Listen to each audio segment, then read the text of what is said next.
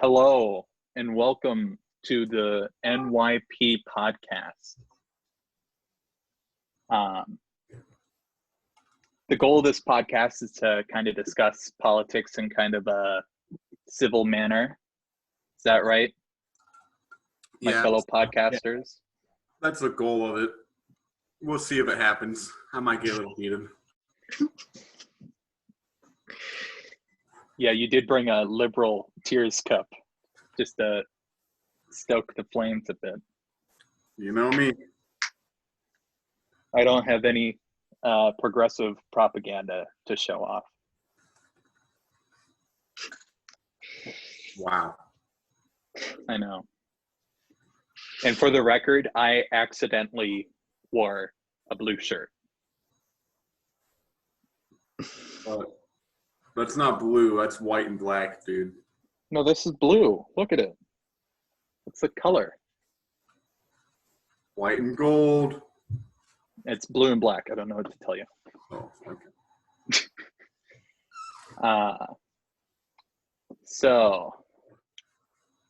Since this is our first episode, maybe we should just kind of introduce ourselves and kind of our political leanings. Chris, do you want to do that first? You dirty moderate? Yeah, sure. Okay, so I'm Chris. I identify as a moderate. However, right now I am currently registered as a Democrat.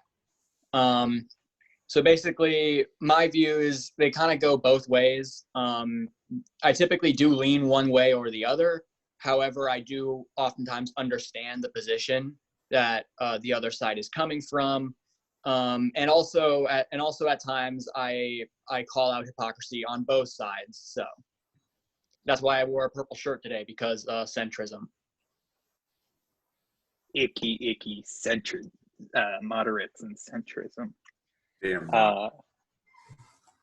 Colton, do you want to explain your viewpoints at all? Oh yeah. So here's the thing. All right. So I live in Nebraska, right? So you already know that I'm a pretty hick farm boy type of guy. I'm a conservative, a limited, big government, more freedom to the people sort of person. That's basically what I believe in most circumstances. There are some issues that I will agree with the government, and I think the government needs to step in. But most of the time, it's let the people do what they want to do, basically. Make America great again. MAGA. Yeah, straight. I am very progressive. Basically,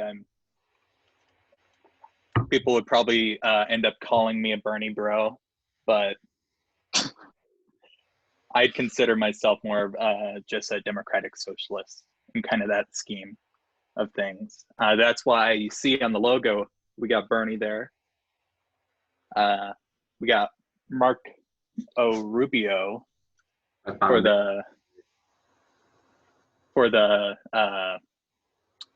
Republican side, and then Jeb for the centrism side, because Jeb is funny.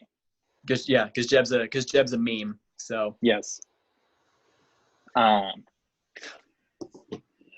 So let's move on to our first topic then, which is obviously right now, since we're recording a podcast, we have a lot of time due to COVID-19. So our first topic is going to be COVID-19 and politics. So how do you guys think that COVID-19 in general will just affect politics? So it's hard to say, because COVID-19, obviously, to all the countries that are currently shut down right now, they didn't like it isn't necessarily their government's fault that COVID-19 is a thing. So at that level, we really shouldn't hold politicians to the standard of COVID-19, the virus itself was their fault. However, it will have a huge effect on politics because, I mean, you can see it around the world. Economies are going down, And it's just a known thing that there's usually a big turnover in government when economies are poor. So it'll be interesting to see. This is something that'll probably be better shown throughout 2021 and on, rather than something that comes up in 2020. Yeah, oh, go ahead, Cole. Go ahead. Oh, honestly, it just depends on how the next couple months in the fall goes. If places start opening up and they're doing really good economically and with the pandemic stuff, then I could see it going very good for the Trump administration. But if things go crazy, then Sloppy Joe's gonna end up eating crayons in the Oval Office. I hope not. Please, God, no. So, I will say, while I may be a conservative, I see a lot of conservatives in general say, don't be a sheep, don't follow this, do what you want, don't stay indoors. And that frankly kind of pisses me off. Like, this is an actual threat to society, and by the conservatives just pushing it aside like that, it really kind of puts a damper on what we stand for, which is the safety of people in general from government and other factors. And personally, I think with politics, it'll kind of divide us even further, I think, because when things start opening up, there'll be people on both sides who don't want it to open up for different reasons, or they want it to open up for the same different reasons. It'll just divide us further. Yeah, obviously, because obviously, I mean, our president has been calling for a reopening of the country. And slowly but surely, you've seen several states begin to do some reopening procedures. But really, I mean, I know just in Nebraska, the peak was supposed to be in mid-April, and then it got moved to late April, and then it was supposed to be early May. And then it got moved to mid-May, and now it's projected the peak's supposed to be in early June. So I think overall, just as we get more and more testing out there, we realize more and more that this thing is more widespread than we really thought.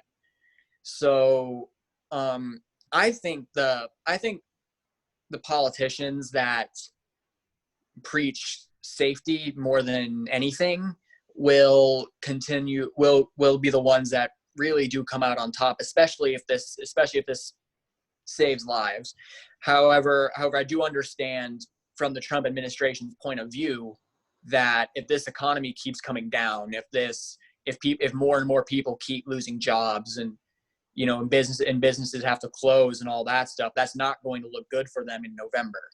So it obviously it's obviously a tricky situation, because because in their minds they think that they're the best ones to carry on their administration in 2021 and beyond. So obviously you don't want to keep the country closed and cost yourself an election. But in times like this, maybe that's what needs to be done for the safety of the people, even if it does happen to cost you an election. I wouldn't say that Trump's trying to open stuff just for the purpose of his election. With coronavirus, I feel like there's two different sides. There's the actual virus that it does kill people. It will damage society that way. But then there's the economic factor. And I'm no economist, but I recognize that with what's happening in the recession that we're getting into, that could damage even more lives than this COVID thing could possibly do just by the virus. So I think what they're trying to do, and I may not agree with everything, but I do agree that we need to maybe kind of slowly start with some restrictions, reopen some things, trying to get our economy back up a little bit.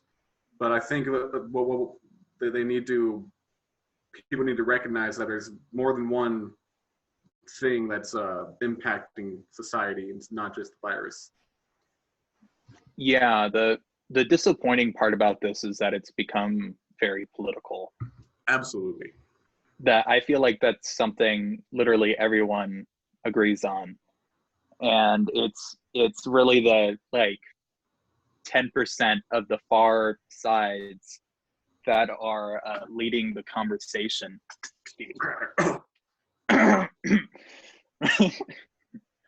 And it's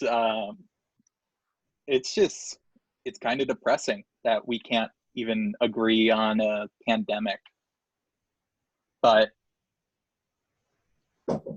to be fair, there are multiple huge issues affecting America right now, both the disease and the economic disaster that is coming from a shutdown.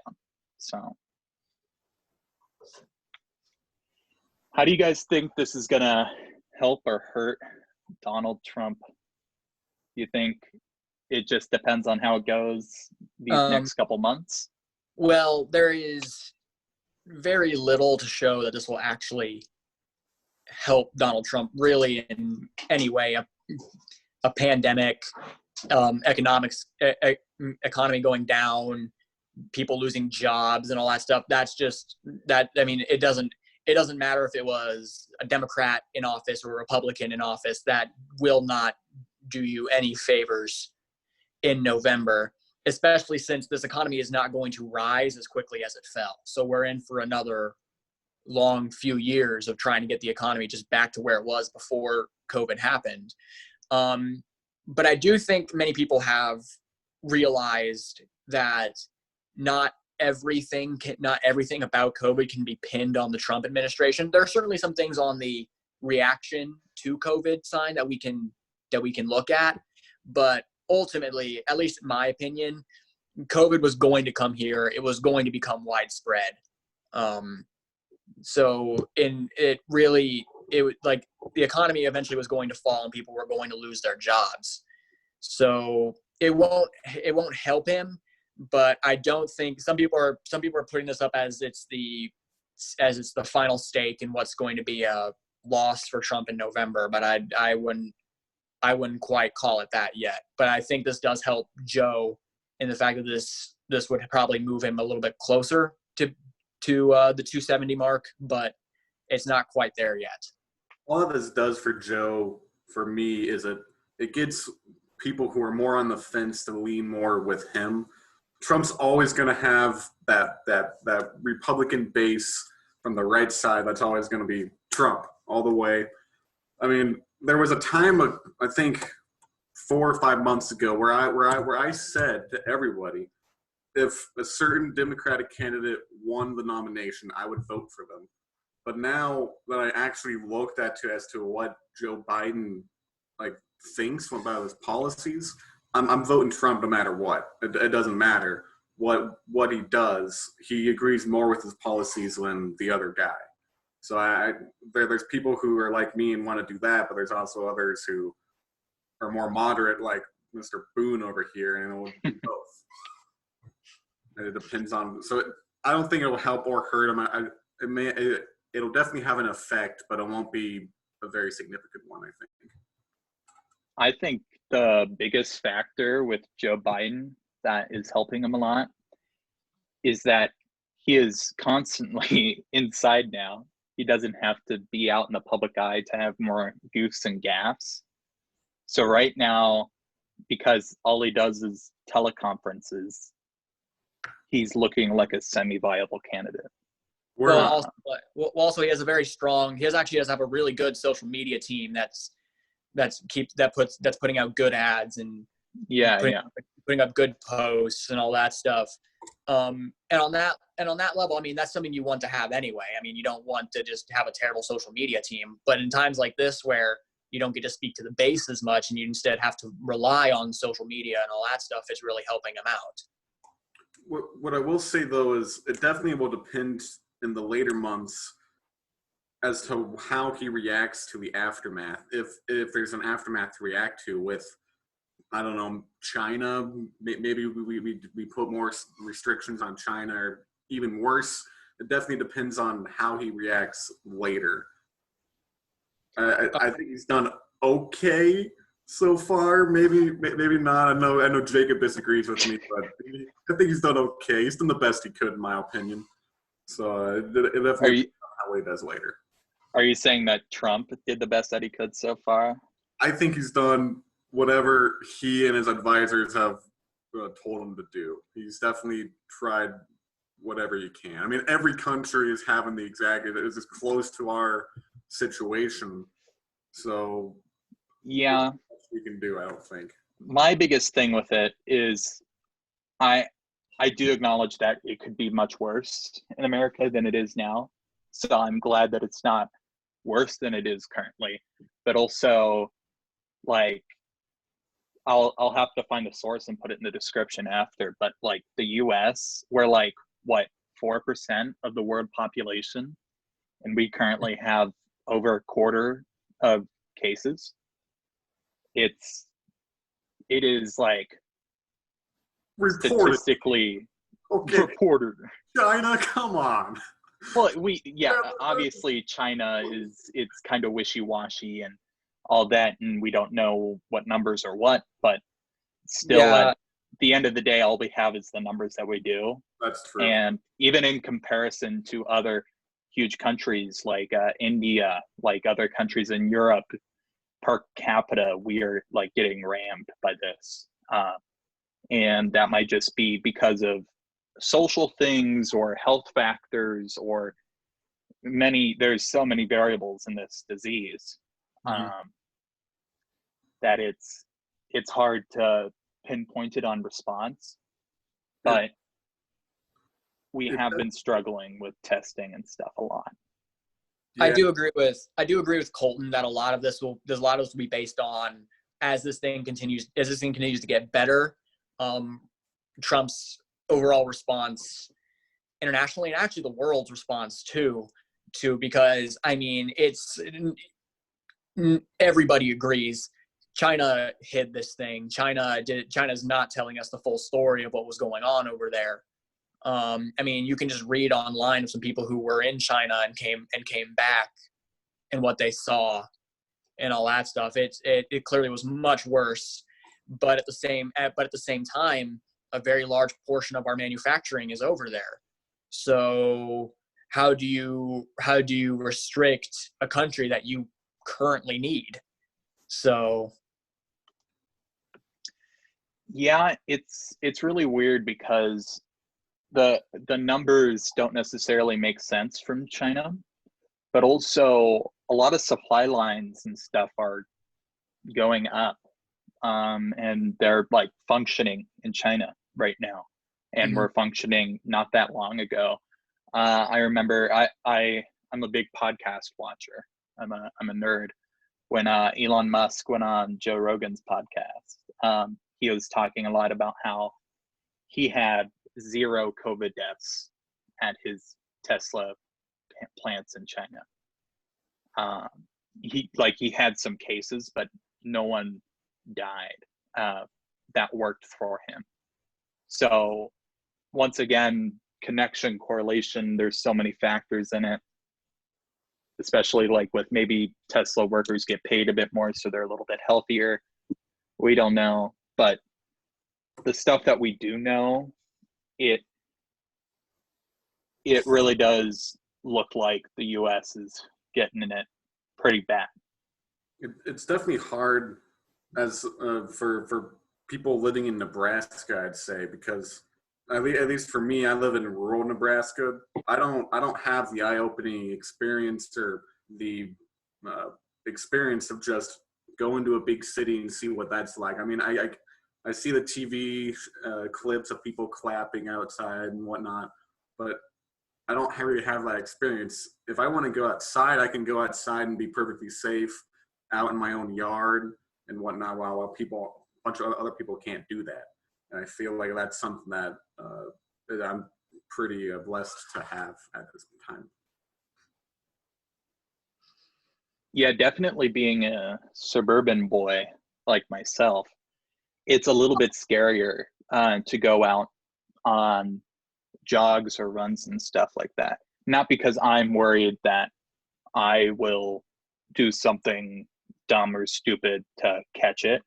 I'm more worried that there's other dumb people on the bike path who either A, are not going to respect social distancing as either because they don't care or they don't think it's important or because they forget. It's just there's so many people who don't really know what's going on. Nobody knows what's going on. So there's a lot of confusion. I think I'm pretty sure testing has gotten better in the recent months, and I'm not sure why I didn't read up on this, but I think that's pretty interesting to see. I'll have to do some more research and see if it's if the government put a hell lot more money in there or what, but I'll have to read up on that. Yeah, testing has definitely gotten better, but especially per capita, it's not at the point of other countries. Even in China, the communist government, they're reporting more tests than we do per capita. Yeah. Because so a lot of people want to compare the numbers. So compared to the other countries, we have a lot more tests, but when they have significantly less people than we do, and only 100,000 less tests, well, then per capita they're doing a much better job of it than we are. So I think we're getting better at it. We're getting better at it all the time. Certainly there's some things beforehand the United States could have done a lot better. Not all of them can be traced to Trump. Some of them can be traced to Trump. But overall, I think in the future, actually, this will benefit the United States heavily. We will understand that stuff like this can happen and it can hit the United States. So I think many people are predicting that there's supposed to be a second wave of it to come later this winter. But I think that one will be much less effective because by that time we'll be prepared. We know what it looks like. We understand how this thing can travel, so we will be prepared and ready for it. I've heard a lot of different descriptions of how it travels. I've heard people say it's airborne, where it'll just kind of float around. And then I read with our county health department saying that it goes out in the air and then immediately falls, hence why there's the 6 feet apart rule and whatnot. So I think they're still trying to figure out exactly what happens, but that was a month ago or so maybe they figured it out. I'm not sure. The craziest part about it is how infectious this disease is in general.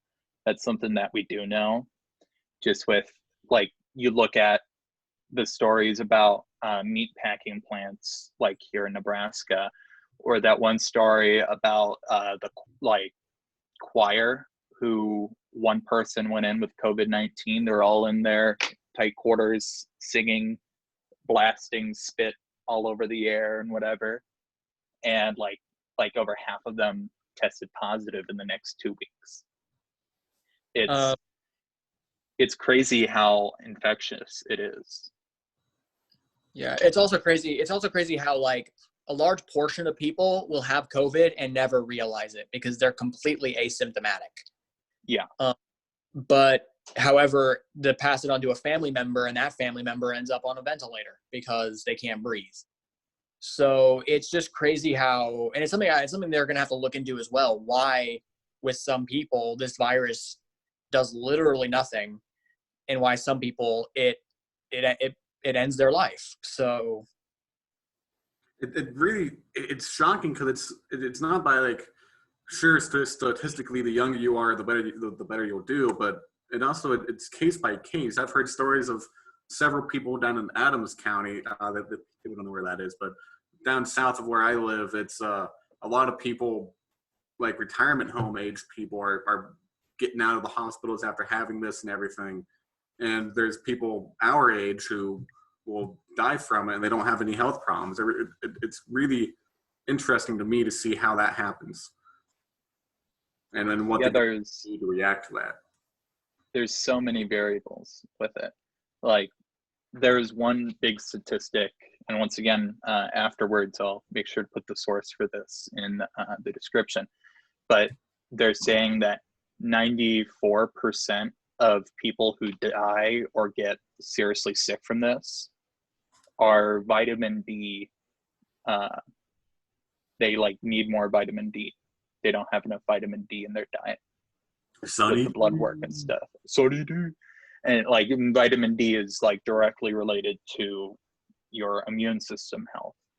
So a lot of it is personal factors, either pre-existing conditions or just in general your immune health, how you manage stress, how you manage life in general, how often you wash your hands. It's a lot of it's based on the choices that you make.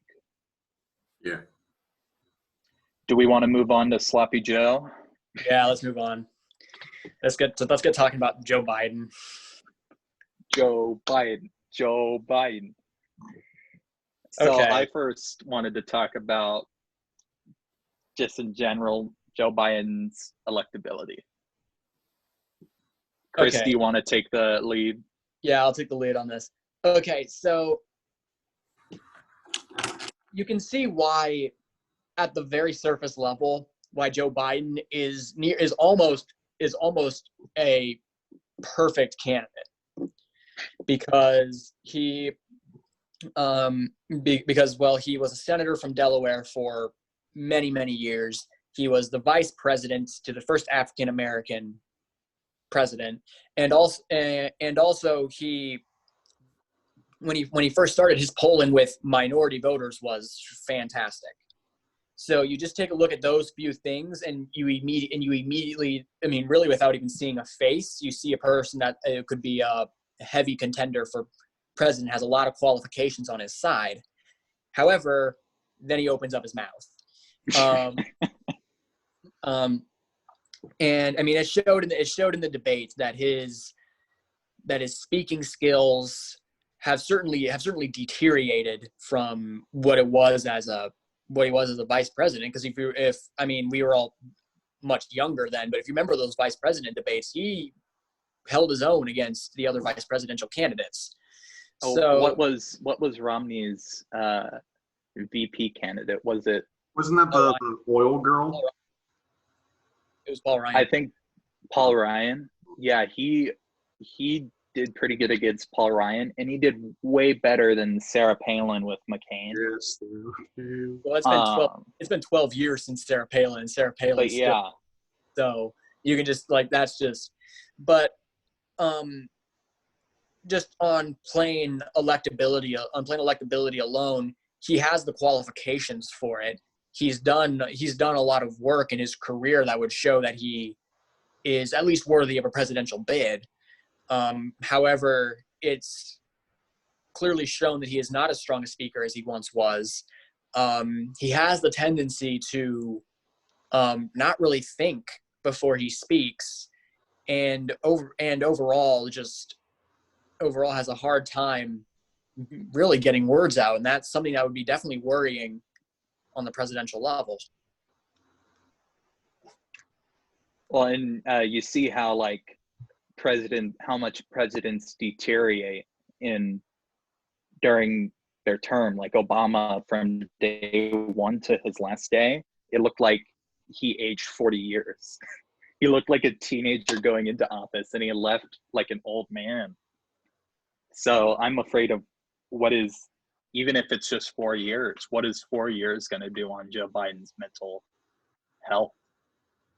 And let's just be clear that like the reason Barack Obama aged that much is because the president is a hard job. Like this is the toughest job in the entire country. So certainly somebody who already is already an old man going in and doing the hardest job is something that is definitely worrying.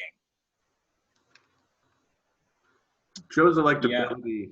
Yeah. I understand how he won the nomination, or that he hasn't won it yet, but he's gonna win it. He's gonna win it. So Tulsi Gabbard's gonna come back, I swear.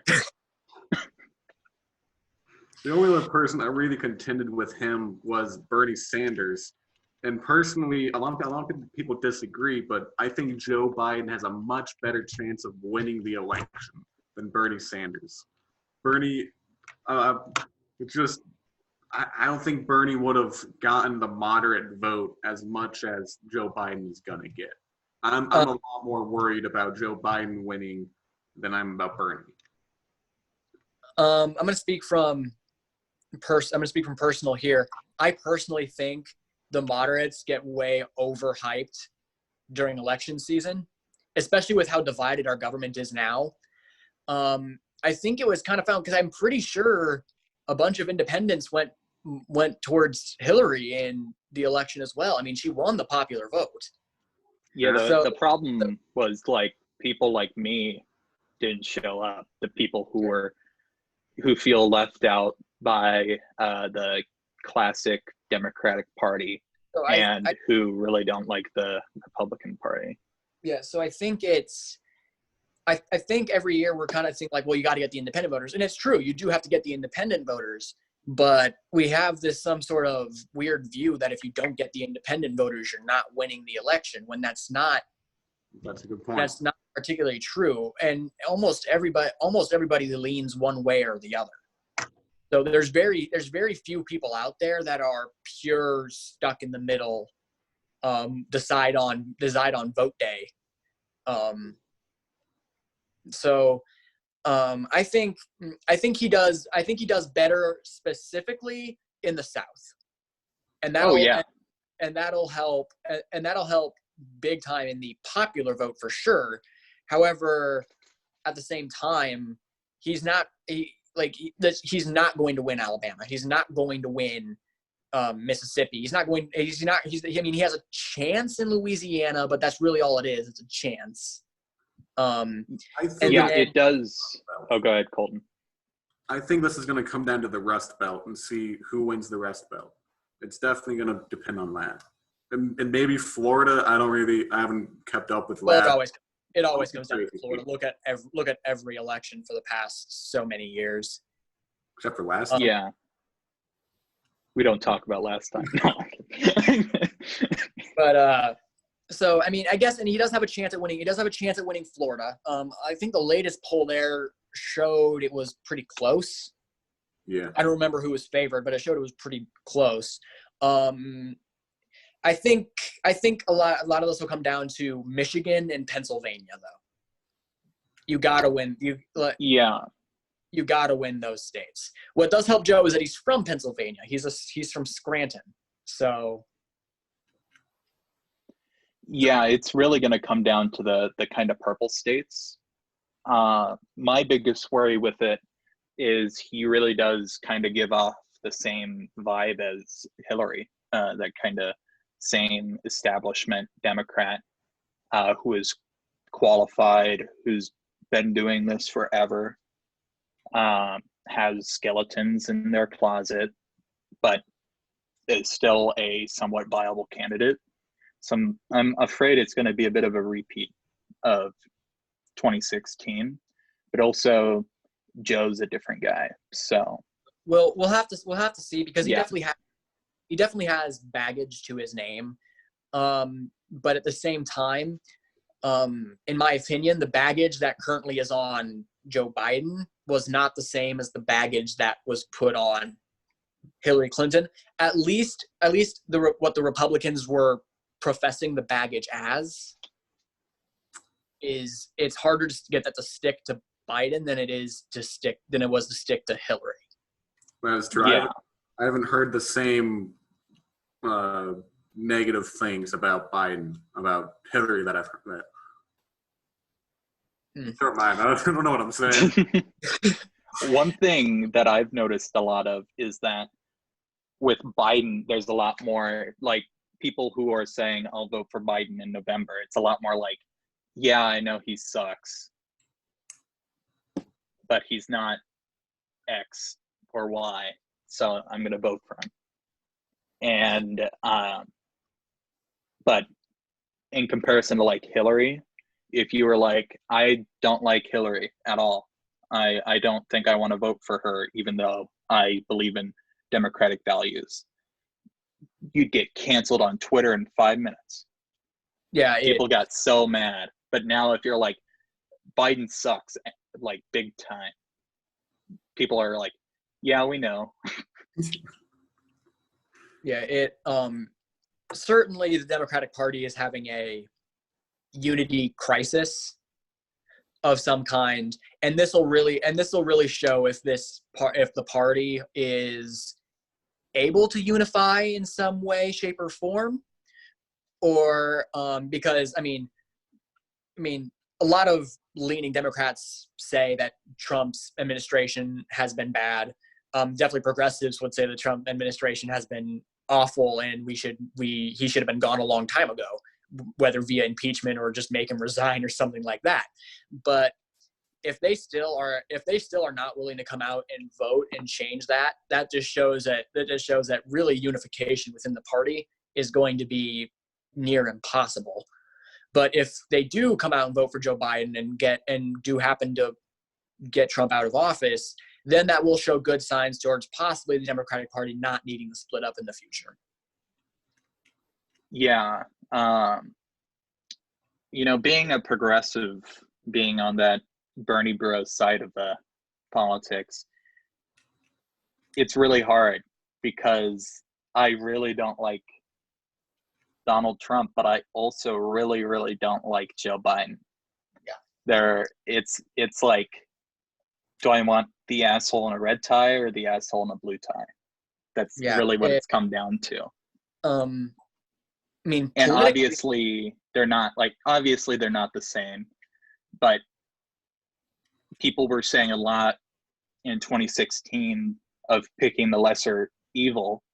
And I felt like that was a little bit hyperbolized compared especially to now. Like, if I would have known in 2016 that Joe Biden would have been the choice in 2020, I'd be like, okay, I can accept Hillary. Yeah.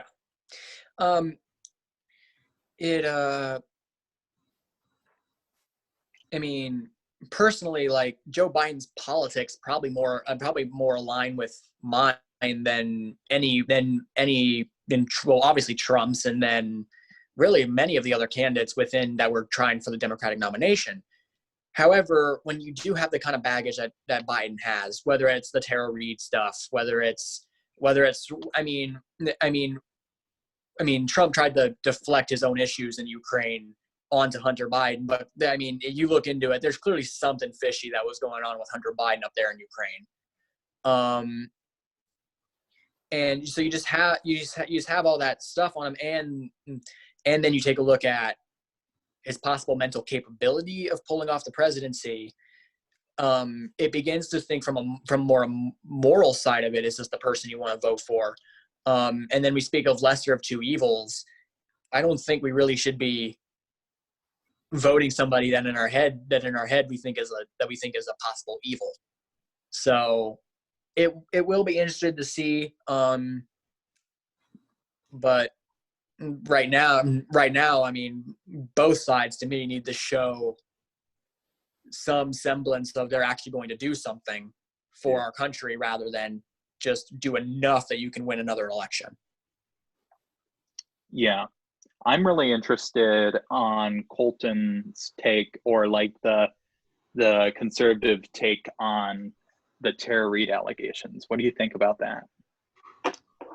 I have no clue what that is. So I don't know that at all. The Tara Reade allegations, basically, to sum it up, I'll make sure to put some fine literature on it in the description. But basically, Tara Reade says that allegedly Joe Biden sexually assaulted her in the mid-90s. Yeah, okay. I've heard about that. I don't know the name. I heard about that. We'll have to see. I'm not sure. I haven't really kept up with that trial or anything or whatever's going on. But I'll have to follow up on you with. I'll have to follow up with that maybe next. So, Yeah. in my opinion, I mean, like I said in the intro, I like to call it hypocrisy on both sides. This Tara Reade thing is an exact thing of what hypocrisy is on both sides. Because when Trump had his sexual assault stuff, I mean, Democrats were all like, we have to believe him, hashtag Me Too, and the Republicans were very, they're just saying this to destroy his credibility and all that and all that stuff. Not everything needs to be believed. But now with Tara Reade, it's all completely flipped on their head. Now Republicans are the ones saying you have to believe her, and the Democrats are the ones saying no, she's lying. She's trying to ruin Joe's election bid. Personally, I think it's a very credible allegation. Certainly there's some stuff out there that would cause possible skepticism, but there was also stuff that caused possible skepticism against Donald Trump. It was some of his cases. I do think the coming out with the allegation, its timing was slightly suspicious. But obviously if a person is like, if she was traumatized, not really willing to talk, but finally was ready to talk, and also is now seeing him possibly become president, and you want everybody to have the full story before could become president. So Yeah. it can go both ways, but I don't really like hearing from a side that I've agreed with for so long that you need to listen to them. You need to take the proper steps to make sure that whether or not it's true or not. Now just outright, without even looking at it, calling Tara Reade a liar and is trying to ruin Joe Biden's election. So just from what I've read in the past 10 minutes, all I can say right now is the news outlets and the media like to get the first story out there. They like to push their own narrative and push whatever they can. And not really with this Tara Reade stuff. She really, part of the reason that this has come in so late into the primary season, if we can even call it primary season anymore, is because she would go to these news organizations. She would go to organizations like Me Too, and she was turned away. They said Me Too decided not to help Tara Reade out because Joe Biden was a viable candidate for president, and they're a nonprofit, so they could lose nonprofit status or funding. And that's where, unfortunately, in certain cases, those media organizations are proving Donald Trump right. Because how can you call yourself a news organization when that's a major story and you selectively choose to not report on it? Unfortunately, that definitely plays into the Donald Trump media's biased. Media is just trying to push a narrative, which, however, we've all pretty much known that sources have been trying to push narratives for a long, long time. So this is that just proves that media, whether we like it or not, media has become biased in one form or another, and you really need to read around. We need to read pretty much everywhere, because not a single place is actually going to give you the full story. Yeah. I'm especially disappointed in the New York Times reporting with the Tara Reade allegations, because prior to this, as a flaming liberal or flaming progressive, New York Times was kind of that go-to place for me as far as reliability. And then it takes them months to report on these Tara Reade allegations, and it's not, putting the facts out. It's about how Joe Biden denies them, and then they talk about it. And like, when I heard about this, I was like, what a shocker. Old creepy guy who has like been seen given shoulder rubs and stuff. What, he touched someone? He sexually assaulted someone? What a shocker. Yeah, People just definitely need to wait for the full story to come out before they make their opinion, and that's something that everyone struggles with, I think, because it's kind of human nature to judge other people right as you see them, and I think that's something that everyone needs to work with, especially me. Even need to stop just judging and deciding one way before they even hear what the story is. yeah, because legally it is innocent until proven guilty. At least in this. But Not on Twitter, Chris. Not on Twitter. No, I understand not on Twitter, but Twitter runs the world now. Yeah, but Twitter is the court of law. It just my big thing with it is how the media obviously kind of just chose not to cover this, kind of hoping it would go away on its own, until Fox News got a hold of it. Then it was everywhere. But that's kind of my big thing with it. Not whether or not Joe Biden potentially did it or not. It's when clearly people are just choosing to believe certain things and not others. It kind of shows the hypocrisy of, well, you're not doing it to benefit victims. You're doing it to benefit you and your narrative. So I don't know. We can probably move on. I probably have about 20-ish more minutes before I have to go. So okay. The Twitter topic probably won't take too long anyway. All right. Since we've kind of hinted on that a bit already. Mm-hmm. So who wants to take the reins on this one?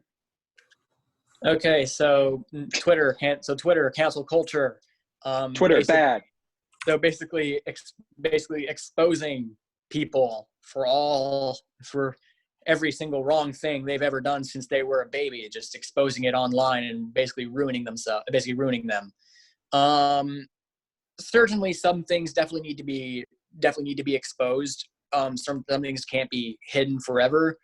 But what I've seen a lot nowadays is a person will come out with a position, whether it's political or not, because I see it on the sports world.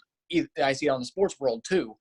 But then people come up exposing how previous things they've said completely denies this. So like, you're just wrong in periods, without really taking into consideration that a person can change their mind and change their views. I mean, my political views changed in the middle of high school. So obviously things can change, and I wouldn't want to be held to anything I said my freshman or sophomore year compared to things I said my junior or senior year. So yeah, if you showed a picture of me in middle school and said, "This is Jacob Fry now," that'd be pretty inaccurate and also a little scary, because middle school photos are scary.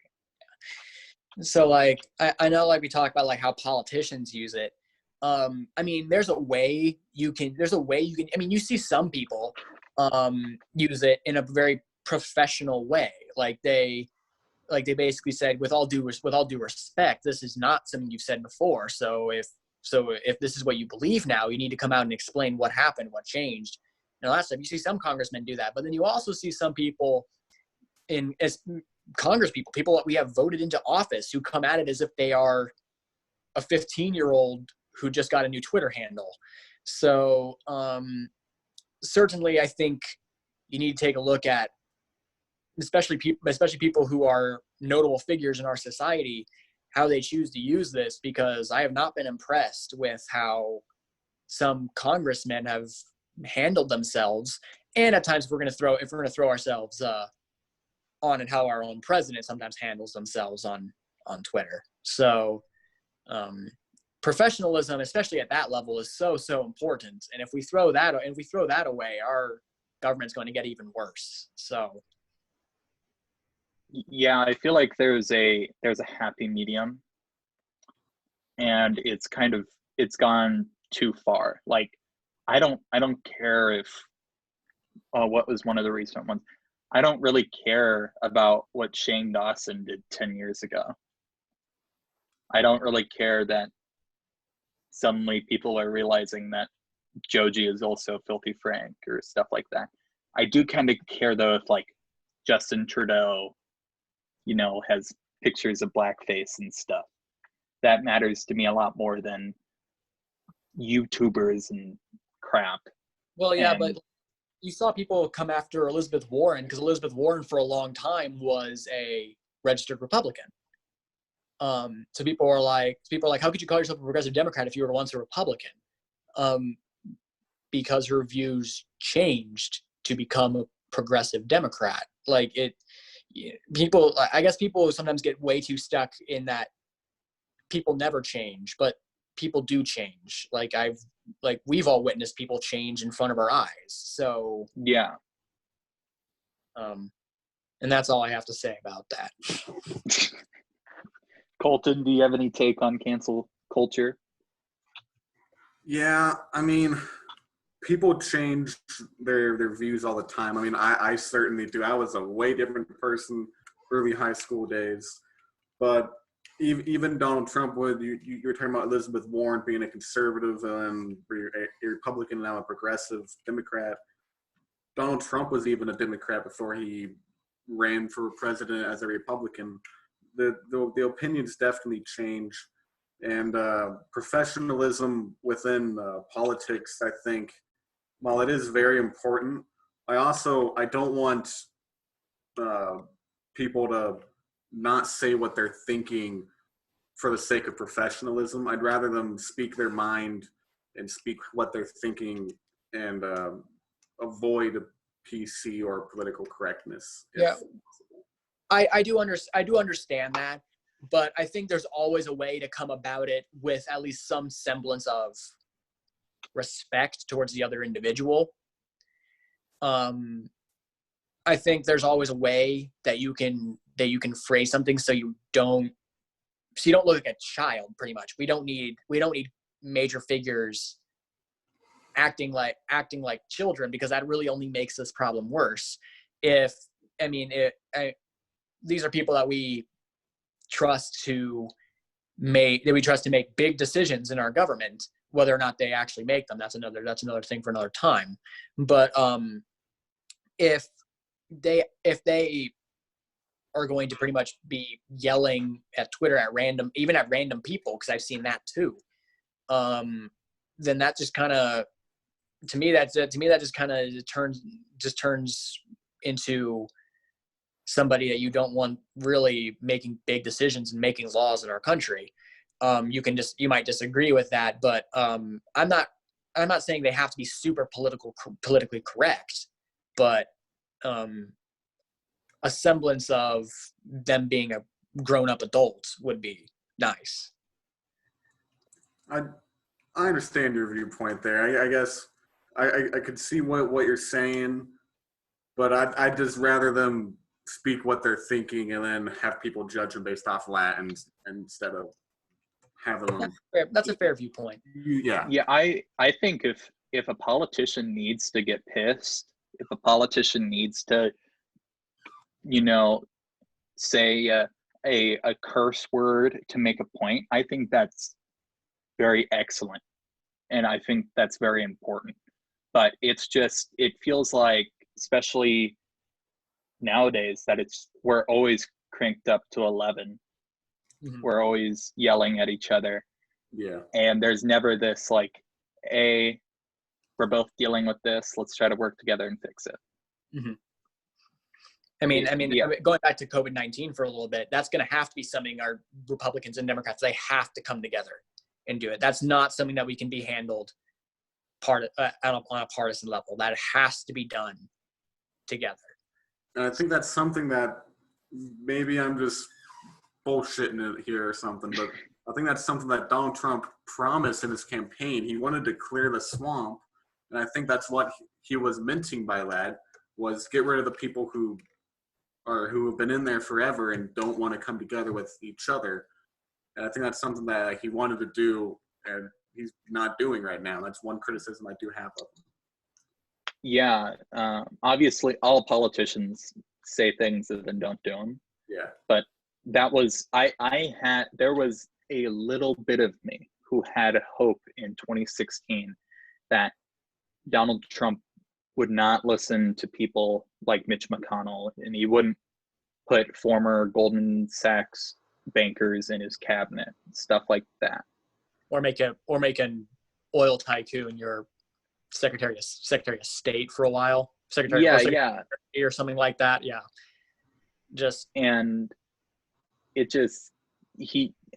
And like, once again, every politician does this. He said things then didn't do them. Yeah. And other things that we thought that he was saying and he wasn't going to do, he is doing those. I remember in 2016 debating or talking about how Donald Trump's like wall plan is irrational and a crazy idea, and people would tell me, oh, he's just trying to make a point on immigration. And now, 3.5 years later, he talks about painting the wall black. He talks about how we need this, we need that for it, and how it's going into motion. I will say that he's definitely done a lot of things that he promised he would do, like pulling us out of the Paris Climate Agreement and trying to get the wall to be built, bombing Syria, even though that was kind of a iffy thing. I didn't quite agree with that either, but he did it for some reason. So can't change that. Yeah, we can't unbomb Syria. No, we can't. No Control Z on that one. All right. You want to move on to our final little quick bites here before we have to go? Yes, we'll talk about these little short stories here. Okay, so first up, gonna go delve into the world of sports. Most personally for me, NASCAR. As NASCAR is returning today, I don't know when people will see this, but today is May 17th, 2020. NASCAR is returning today, and I am excited about that. However, it will be without one of its star drivers, Kyle Larson, because maybe a month and a half ago, he was in an online virtual race driving with other drivers, and he was talking to somebody else, and just casually said the N-word with a hard R, which is definitely a no bueno.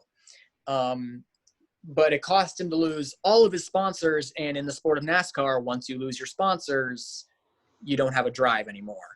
But many people have wondered, was it fair? Should he have lost his drive over one mistake one time? And that's kind of where we're at now. Well, the reason why he lost his job is this. NASCAR has been known for a long time to be not diverse, not even a little bit. Just a few years ago, we had a full-time African-American driver, Bubba Wallace, and he was the first full-time black NASCAR driver since 1971. So we have this drive for diversity program, which was spearheaded by people like Danica Patrick, because they're trying to get women into the sport, and people like Bubba Wallace is in it. There's currently a driver who's in one of the lower series right now, but he is an Israeli-born driver. One of the members of it was Kyle Larson, because he is Japanese American. So he was part of this diversity program. So it definitely looked bad for NASCAR when one of the members that was spearheading your Drive for Diversity program used a racial slur in that way. So yeah, that one bit them in the ass a bit. Yeah, definitely. When looking at it, you can definitely see, because other people have made that same mistake before and not had their career ruined. So from that point, I can see why people are upset about that, especially if Kyle Larson was one of your favorite drivers in the sport. But at the end of the day, NASCAR is trying to diversify and trying to make sure they can capture an audience more than Southern white guys. So, in my opinion, I kind of agree with that's kind of something that had to be done. You had to show that even NASCAR is not tolerant of stuff like that. I would like to sally back to what you said in the beginning about, is it fair that this happened? And I think the question is not, is it fair? I'd say more of, is it right? And I'm not sure how NASCAR works, but the companies that sponsor the drivers, I think, should have the right to pull out no matter what happens, even if they want to, because Absolutely. Yeah. So I don't really, even though he said a word he shouldn't have, he definitely. I don't necessarily think the sponsors should have pulled out, but they did, and that's what they thought is right. And I don't think that is something that, especially since that person is diverse and they're trying to diversify, the sponsors definitely made the decision that I think they should have. Oh yeah, I think that in every case, especially if it's happening in a private setting, it's not a free speech issue. It's nothing like that. It's purely, if they think it's going to affect their business, they got to take care of it. Yeah. That's just the fact of businesses. The biggest thing that bugs me about it is just how the standard, it's a case by case basis. Mm-hmm. It depends on how likable that person was before they did something wrong.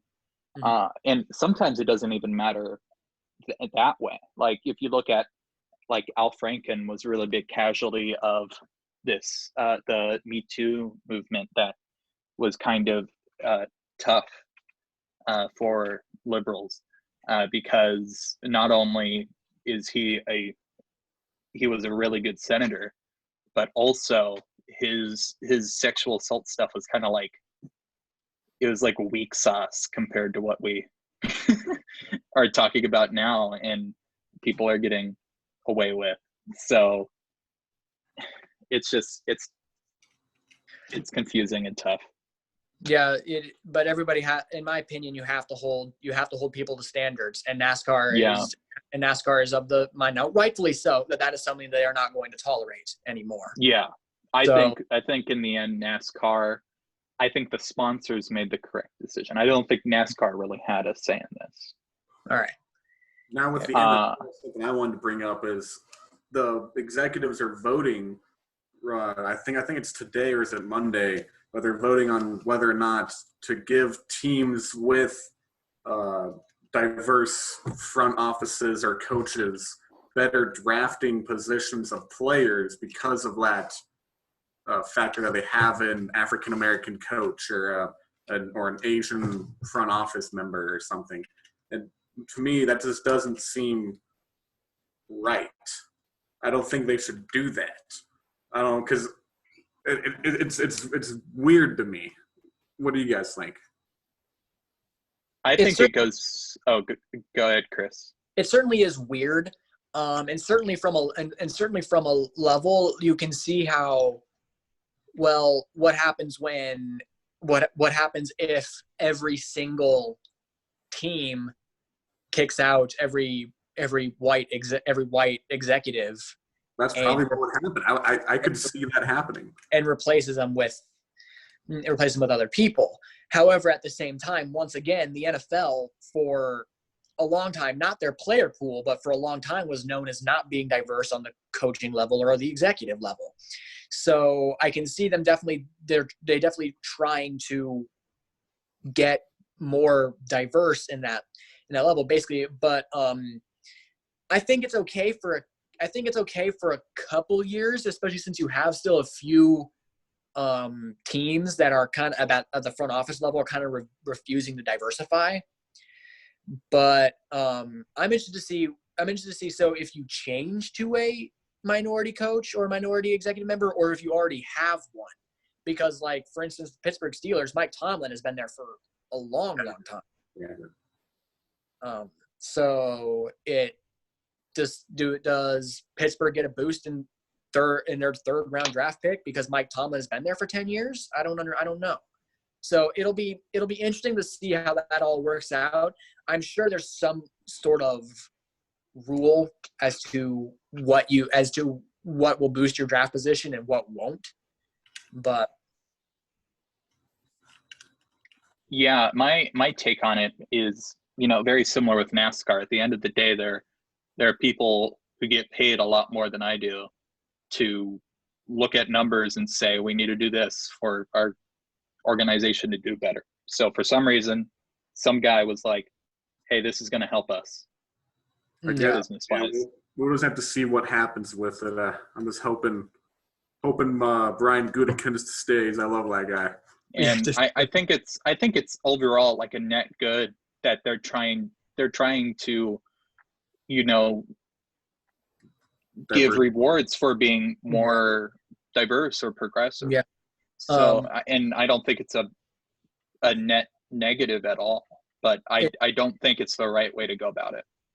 I also know it's not necessarily a net negative, but you certainly want people to get positions based on merit, based on their qualifications for it. If, like, in my opinion, if you are if you are picking a coach, for example, and you have the opportunity to pick the coach that's won multiple titles versus the African American coach that hasn't really done much winning at all, I don't think you should necessarily be punished for taking the obvious championship winning coach. However, at the same time, for many years, it's been well documented that African American coaches weren't even being given interviews across the board. So it's not unlike the NFL to make a snap decision and basically overcompensate. But I think if they do happen, it does be revealed that they haven't been overcompensating. They will relax those rules a little bit, and then hopefully they can find a happy medium where it starts becoming merit based as to why you get your positions, and not simply because a team wants a better draft pick or a team doesn't want an African American as their coach or Asian or just even Hispanic and all that stuff. It should be based on their qualifications and whether or not they're going to help the team win games. Yeah. Do we want to move on to Ahmaud Arbery here quick? Yeah. Yeah. I think this story, while it is pretty important, it's kind of a beaten horse at this point. Because what else are people going to talk about except for COVID, like New York Times and all that? Mm-hmm. Like, what else are they going to put out? Yeah. Because there's not much going on right now. And I think most people have come to the answer that no matter what the situation, you should not get in a pickup truck with your shotgun and chase down another person unless they are showing a direct threat to you. Like, if they're running away, you just gotta give up and walk away, no matter what the situation is.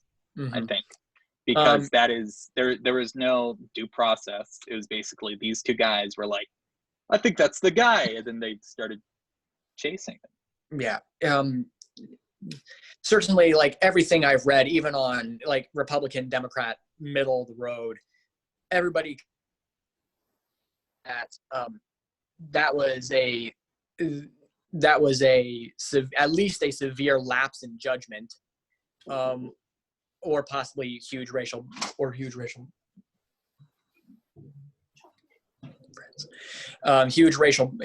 bias. So it will be interesting to see how the courts choose to handle it, because that could turn into possible outrage if they do not rule the way that seemingly that should be ruled, because it seems pretty open and shut, but we'll have to wait and see. Yeah. Well, do we want to talk about Justin Amash, or do we want to wrap it up?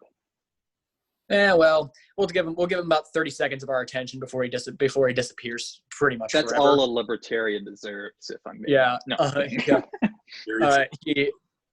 I mean, he was going to try to have a third party presidential bid. Has kind of realized that, like every other third party presidential bid ever, he doesn't really have a chance. But at the same time, but at the same time, he does deserve some notoriety because he is a U.S. congressman. He certainly has. I looked him up. He's done okay. He has shown that he's willing to dissent from both Democrats and Republicans.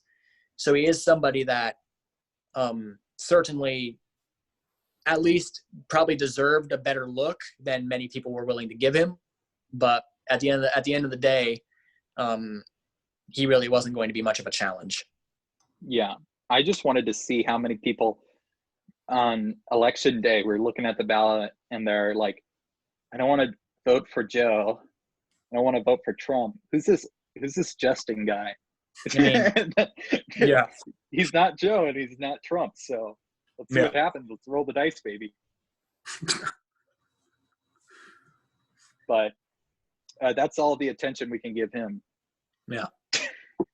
So. Well, we'll wrap it up here. Thank you for listening if you made it this far. I'm impressed if you made it this far.